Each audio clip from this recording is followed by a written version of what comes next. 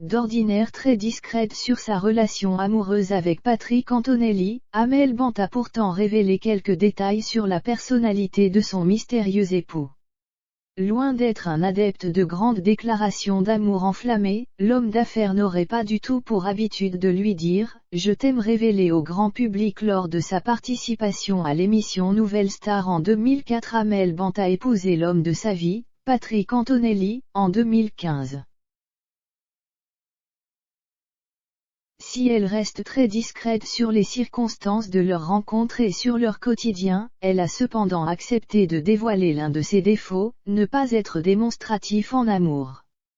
Interviewée sur le podcast de Énergie Inspirée, l'interprète des titres Où je vais et Ma philosophie explique « J'ai épousé un homme qui ne me dit pas je t'aime ». Cependant, elle ne s'inquiète pas du tout du fait que le père de ses filles Anna et Sophia ne lui fasse pas de déclaration car elle confie savoir au plus profond de son cœur qu'il l'aime éperdument.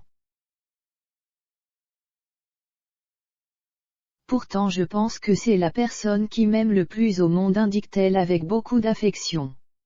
Sur des sentiments de son époux à son égard, la chanteuse née sous le nom d'Amel Bent Bachir ajoute « J'attends pas du tout qu'il me le dise puisque je me sens baignée d'amour, le plus important pour moi c'est qu'il y ait de l'amour ». Enceinte de son troisième enfant, Amel Bent, qui a fait une fausse couche dans le passé, était devenue maman pour la première fois le 4 février 2016 d'une petite fille prénommée Sophia.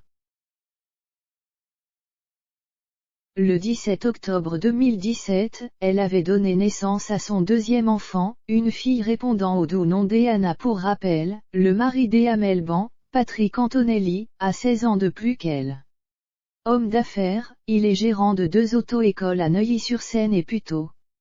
En juillet 2020, il a été condamné à une peine de 4 ans de prison, dont 2 fermes avec mandat de dépôt différé mais aussi à une amende de 100 000 € pour corruption et blanchiment d'argent.